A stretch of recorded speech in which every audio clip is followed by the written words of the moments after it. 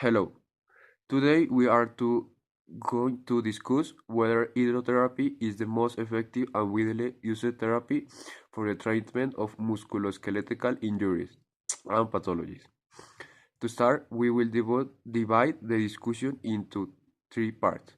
We will compare hydrotherapy to other therapeutic approaches.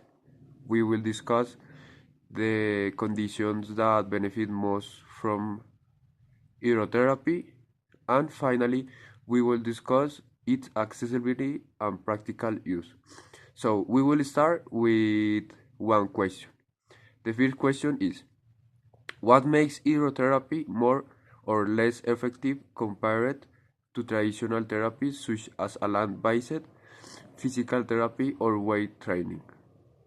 Okay, so in my view, hydrotherapy has significant advantages over land-based therapies, especially in terms of reduced impact on joints. The aquatic environment makes movement easier, allowing patients with joint pain or stiffness to exercise with less discomfort, gently resistance, which helps to exchange muscle loss without the risk of overuse.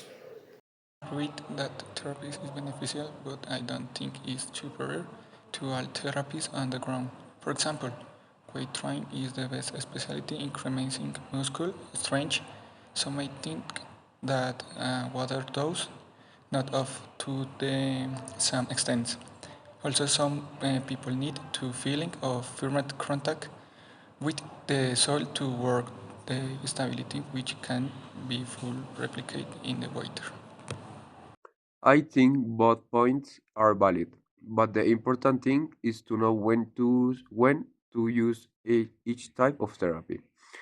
Hydrotherapy might be most effective in the early stage of rehabilitation, when patients have significant mobility limitations.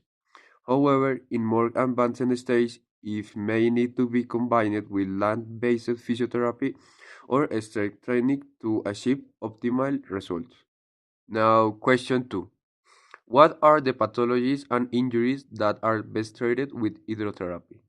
Are there any limitations? Okay, so in this case, hydrotherapy is great for conditions like arthritis, where pain and inflammation limit movement on land. It is also very effective for the spinal injuries, such as herniated discs, and for patients with reduced mobility who cannot bear their own weight easily. It also helps a lot in post-operative rehabilitation as it allows for an earlier range of motion. Yes, but I think there are limitations for case of custom muscle injury or recep fractures, for example. It might be not recommended because of the risk of aggravating the injury. Also, for conditions where load work is necessary to regain muscle strength, such as in case of recovery from tendinitis or atrophy, hydrotherapy might not be sufficient. Exactly. Hydrotherapy has its limitations. I would say that it works best in chronic or degenerative pathologies, where the goal is to improve quality of life and maintain mobility. However, in a stage where intensive strength rehabilitation is required, water can be a supportive tool, but not the only solution. Okay, the third question is: hydrotherapy is accessible to most patients? Is it cost benefit justified in its long term use? Finally, one of the biggest problems is infrastructure. Not all clinics have access to therapeutic pools, which makes hydrotherapy unavailable to everyone. In addition, the cost of maintenance and therapy sessions can be high, which limits its accessibility. No more.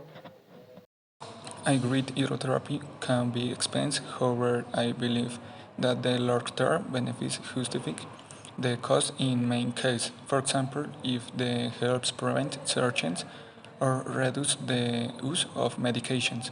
Investigations in hydrotherapy can be profiled for both the patient and the health system. Although it is true that it is expensive, I believe that it should be a more accessible option, perhaps integrating more community programs of public health centers with therapeutic pools could reduce costs. As for its long-term effectiveness, it depends a lot on the individual case. It will not always be the best option, but for certain chronic pathologies, it can be an invaluable tool. Thank you for your answers. To conclude, it seems that we all agree that hydrotherapy has many benefits, especially in chronic conditions or in early stage of rehabilitation. However, there are cases where other therapies can be more effective and accessibility remains a challenge that limits it with the spread use. Now let's move on to conclusions.